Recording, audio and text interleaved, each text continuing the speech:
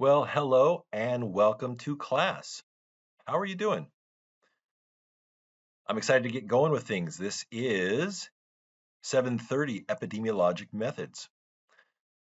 So that is me. I'll have also a video showing a live version of me, but I am your instructor for this course. My name is Dr. Jason Brummett. So it's Brummett like think drum it, but it's Brummett. And a little bit about me. I have been teaching this class for many years here as part of the PhD program at Rocky Mountain University. But I'm also a professor of physical therapy and now the director of the School of Physical Therapy at George Fox University. George Fox University is about 30 minutes west of the Portland, Oregon area. My contact information is up there. So that is my George Fox phone number, my office phone number. You can call it and leave a message. I may not be around to pick it up. You can also reach me via email. I'll be checking frequently every day, every other day on Canvas. However, if there's something urgent, I would also recommend including my Gmail account. Now, if we need to meet at all, whether by Zoom or over the phone, be happy to do that too. And we just need to set up a time that we can do that. So what are my research interests? Well, I like using epidemiologic methods, and I'll discuss kind of throughout the term some of my things as examples. I like to look at functional tests to identify athletes at risk for injury. So working in a university setting, I have access to a population. So I utilize functional tests to see if there is a preseason profile that puts somebody at a greater risk for injury. The thinking there is if they're at a greater risk of injury, maybe then we can intervene and reduce that risk of injury by targeted interventions, targeted strengthening programs, or power training programs, or the like. I also enjoy blood flow restriction therapy or blood flow restriction training and have published a few papers in that area and have a few more that I need to get submitted. It's really a fascinating piece of technology. If you aren't a rehabilitation professional, you may not be aware of it, but basically, blood flow restriction training, for those of you who may not be aware, it's where you use a temporary tourniquet. So think about like a blood pressure cuff tight around your arm to occlude blood flow. And so you're training with an ischemic environment created. And that sounds crazy, but what it does is it creates a physiologic trick. And so people can train with a lower weight, do rehab exercises with a lower weight, and yet still get the same physiologic benefits as if they were training with a heavier weight. Now, my future interests are looking at ways that we can promote exercise and health in individuals with chronic health conditions. So over the past few years, I've completed a couple coaching certificates, or excuse me, not necessarily just coaching certificates, a functional nutrition and a health coaching certificate as offered by Rocky Mountain University. I would highly recommend those. And you're probably saying, whoa, let me just get done with my PhD program. But there are other things that Rocky Mountain offers that are outstanding. And two of those are the functional nutrition and the health coaching certificate programs. My hope in the future is to utilize coaching skills to help people find strategies themselves to get better, to promote health, to adopt healthy lifestyle, whether that be through eating differently, exercising, or whatever else may be of value to them. I was planning on getting some of that up and running here in this next year, but as I mentioned before, I have just assumed the position as director of the School of Physical Therapy.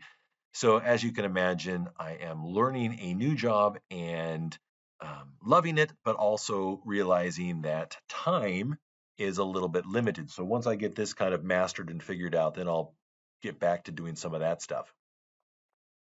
Now let's talk about what you're here for, and that's the course. I'm excited that you're in this course. I think you'll get a lot out of it. And I look forward to finding out more about you. And we're going to be exploring that here in this first post of this week.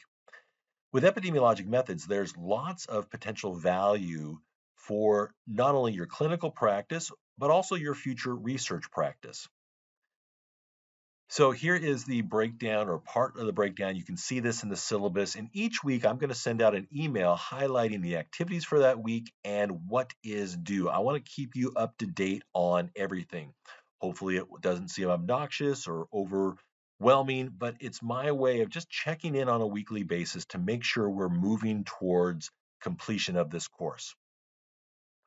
Here's the required textbook, and the good news is you can find it online for free.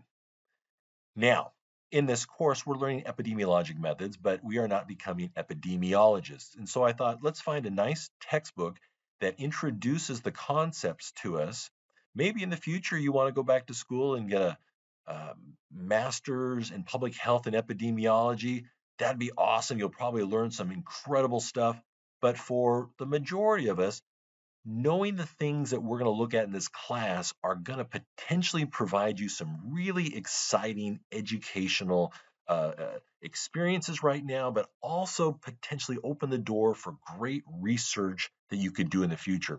And I'm always excited about this class because I serve as committee members or as committee chairs for many former students, and they come up with some amazing dissertation topics.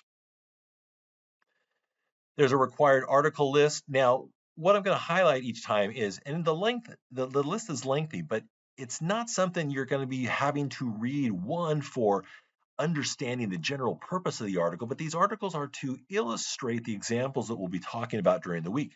And then on top of that, I also realize that we oftentimes have a very diverse class. So I try to include some diverse examples. My background is orthopedic and sports rehabilitation, and so I really lean heavy that way. If that's not your area, don't worry. You're not going to be graded on knowing what the content is, but you're going to see how things are laid out. And trust me, I've worked with a variety of people. I've had speech language pathologists, registered dietitians, PA professionals. Across the board, people get the concepts and come up with some amazing topic ideas for their final project. Major assignments around the midterm point, you're going to do a video presentation and a poster, and I'll discuss more about that in the coming week. The video presentation is a 10-minute recording, a screencast that you're going to do that is going to be then delivered to me via email or some other form of delivery online. And so it's an opportunity to practice discussing your topic, because a big way that we communicate in scientific circles is via a platform presentation. You're also going to be creating a poster. Now, not like the poster shown here where you see the individual standing by a real poster. You're just going to be creating a PDF version of your poster. So again, it's another way for us to practice that way that we disseminate scholarly information. You do have a final project, and with this final project, you're going to be writing about this. We're going to be working this term on coming up with a epidemiologic study. Now, you're not tied to this to be as your dissertation, but we're going to work through how you could implement an epidemiologic study. And so your video presentation and your poster should align exactly with their final project. And so you'll continue to work on this with this being due at the end of the term. Again, I'll talk more about this, but you're going to write an intro section, a methods section, and a statistical analysis section. So what kind of stats would you use for your particular investigation? There's one other major assignment where you're going to critique an epidemiologic study. That's going to be in week number 12. That's a interesting, but don't stress type of thing. It's an interesting thing because as future PhDs, as future academics, you're going to give service back to your discipline by reviewing articles. And it is a way for you to also see how other people write. I think two great things come from that. One, you can learn from great writing, and two, you can learn that most people struggle with writing. And so I think one big thing as a PhD student is sometimes you feel like, oh my goodness, does my writing match up to what others are doing? Writing is a lifelong goal of or lifelong pursuit, a lifelong challenge to be better. All right, so that's our brief intro. When you're ready, let's go on to Screencast 1.2 for this week.